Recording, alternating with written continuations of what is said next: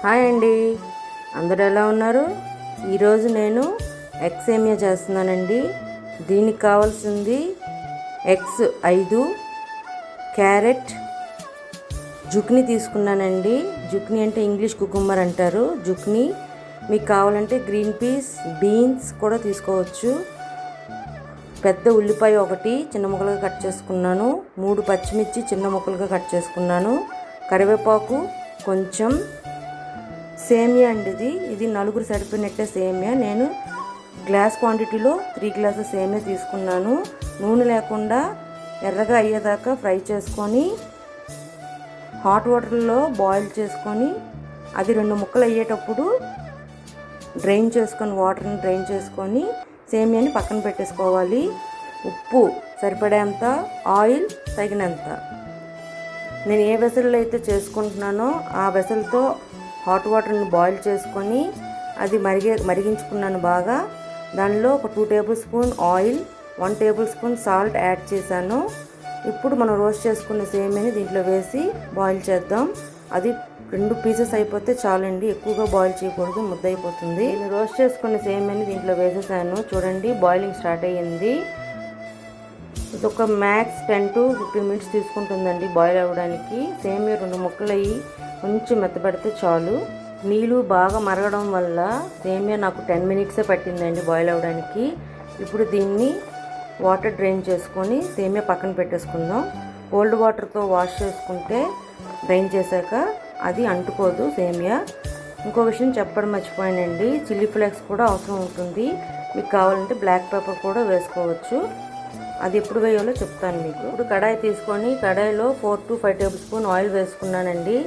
ఇప్పుడు దీంట్లో ఎగ్స్ని బీట్ చేసి లైట్గా ఉప్పు, రెడ్ చిల్లీ పౌడర్ లైట్గా వేసి స్క్రాంబుల్ ఎగ్ లాగా చేసుకొని పక్కన పెట్టేసుకుందాం. ఆ ఎగ్ని ఆమ్లెట్ని పెద్ద పెద్ద పీసెస్ లాగా చేసుకొని పక్కన పెట్టేసుకుందాం.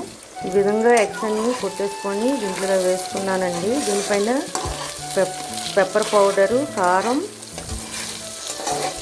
ఉప్పు వేసుకొని ఇలా పెద్ద పెద్ద ముక్కలుగా చేసుకుందాం. చేసుకున్న తర్వాత ఇది పక్కన పెట్టేద్దాం.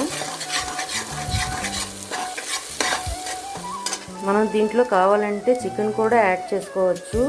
చికెన్ కూడా చిన్న చిన్న బోన్లెస్ ముక్కలుగా కట్ చేసుకొని ఆయిల్ వేసుకొని చికెను, పసుపు, ఉప్పు, కారం వేసి కొద్దిగా బాయిల్ కుక్ అయ్యేదాకా వేయించుకొని ఆమ్లెట్ అయిపోయిందండి.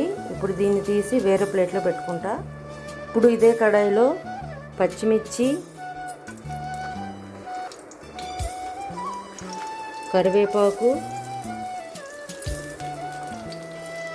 ఉల్లిపాయ ముక్కల్ని ఇంత దోరగా లైట్ కలర్, గోల్డెన్ కలర్ వచ్చేదాకా ఫ్రై చేసుకుందాం. దీంట్లో లైట్గా సాల్ట్ కూడా వేసుకుంటే తొందరగా వేగిపోతుంది. ఉప్పు ఆల్రెడీ నేను సేమియా ఉడికించేటప్పుడు వేసుకున్నాను. మీకు 1 టేబుల్ స్పూన్ అని చెప్పాను, కానీ వాటర్లో నేను 3 to 4 టేబుల్ స్పూన్స్ ఉప్పు వేసుకున్నాను. సో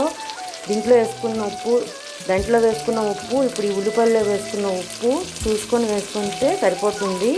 కావాలంటే మధ్యలో యాడ్ చేసుకోవచ్చు సరిపోకపోతే.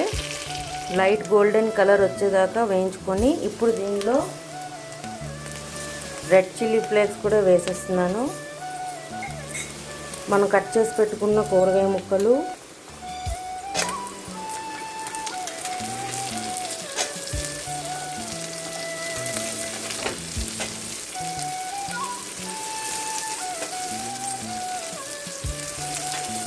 వేసి వేయించుకుందాం.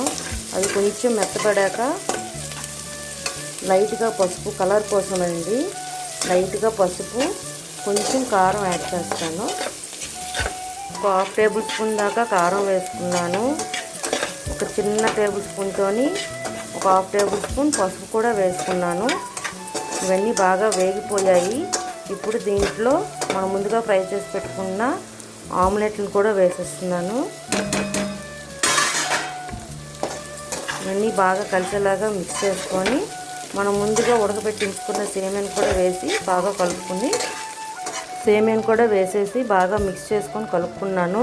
ఇది ఒక 5 to 10 మినిట్స్ లో ఫ్లేమ్లో వేయించుకొని ప్లేట్లోకి సర్వ్ చేసుకోవడమేనండి. పెప్పర్ పౌడర్ కూడా వేసేసాను, బ్లాక్ పెప్పర్ పౌడర్. ఇది అయిపోయిందండి. ఇప్పుడు దీన్ని సర్వింగ్ ప్లేట్లోకి తీసుకొని సర్వ్ చేసుకోవడమే. సర్వింగ్ ప్లేట్లోకి తీసుకున్నానండి. అంతేనండి, హాట్ సేమియా ఎగ్ సేమియా రెడీ అండి. టేస్ట్ అయితే భలే ఉంది. మీరు కూడా ఒకసారి ట్రై చేసి మీకు ఎలా వచ్చిందో నాకు చెప్పండి.